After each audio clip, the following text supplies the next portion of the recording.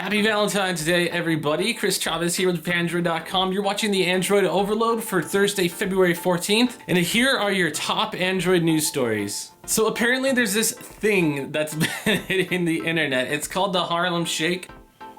And it's not really that Harlem Shake. It's some weird song that people are playing and doing this really crazy dance. I don't quite understand it, but like most things on the internet, I guess you really don't have to. Always good sports and willing to show that they're able to, you know, play along as well. Some of the folks at Google actually made a video of their own Harlem Shake, and they did it right outside the Googleplex where all the big old Android statues are, and they just like got down. And even though I feel like I'm already getting kind of sick of this meme, those crazy guys at Google, it's always nice to see them, you know, just having a good time. I feel like they put all those good vibes and energy inside of Android, and that's why we have the best mobile OS in the world. So in the wee hours of last night, Android 4.2.2 finally hit the Nexus 4. And while it mostly addresses bug fixes and a few little UI tweaks, those of you with hacked devices that are, you know, taking advantage of the LTE band 4, I believe, that's hidden inside the device, might want to stay away from the update for now. Apparently, Android 4.2.2 effectively kills the LTE functionality, or what was left of LTE functionality in the Nexus 4. Now, some statements from Nvidia CEO Jensen. I just call him Jensen. He actually cleared up some talk that the Nvidia Tegra 4 processor and Project Shield wouldn't be launching till July or later. Apparently, Nvidia issued a statement regarding availability, and they still expect Project Shield and the Tegra 4 processor to launch sometime in Q2 of this year. So it shouldn't be too much longer before we can get our grubby little hands on it.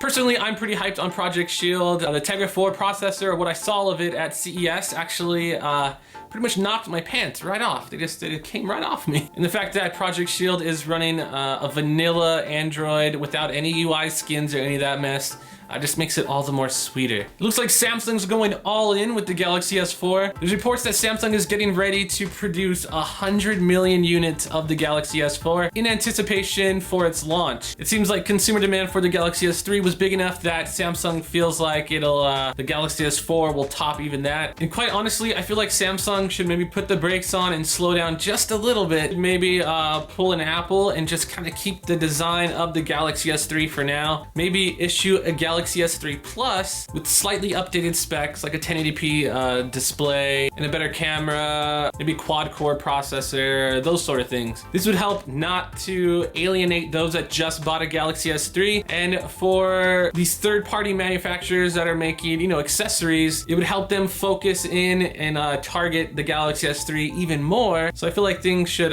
pull back just a tiny bit. But I'm curious to hear your guys' thoughts. If you just got a Galaxy S3, are you already excited to get your hands on a Galaxy S4?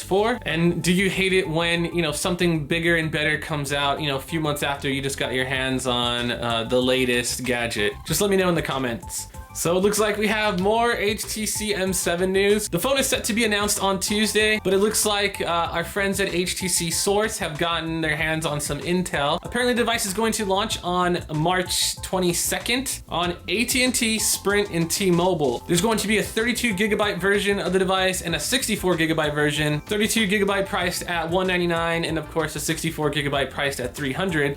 Unfortunately, it looks like Verizon might be left out of the mix. As Verizon likes to do, you know, they want to brand everything as the Droid, and they have a pretty successful line going with HTC devices and the Droid, Droid Incredible, all that stuff, the Droid DNA. So it looks like they might be holding off till a little bit later in the year when they can release maybe another Droid Incredible whatevers. But if you're on Sprint, AT&T, or T-Mobile, super hyped to get my hands on this phone. I don't know about you guys. Looks like Samsung could be working on a smartwatch dubbed the Galaxy Altius. Some screenshots were actually uploaded to a Korean message board, and those pictures show a touch-based UI with some big ol' honking icons.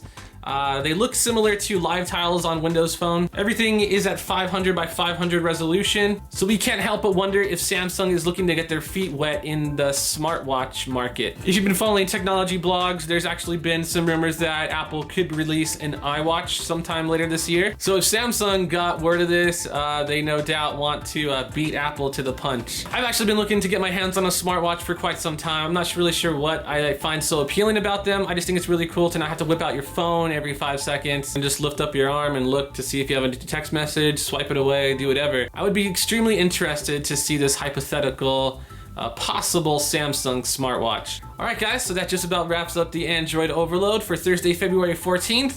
I have a fancy date tonight, so I'm gonna be taking off. Valentine's Day isn't always for couples, so just take the time out to, you know, shoot over a quick text to somebody, let them know how much you love and care about them. With Phandroid.com, I am Chris Chavez. Thank you guys for watching, and I'll see you tomorrow.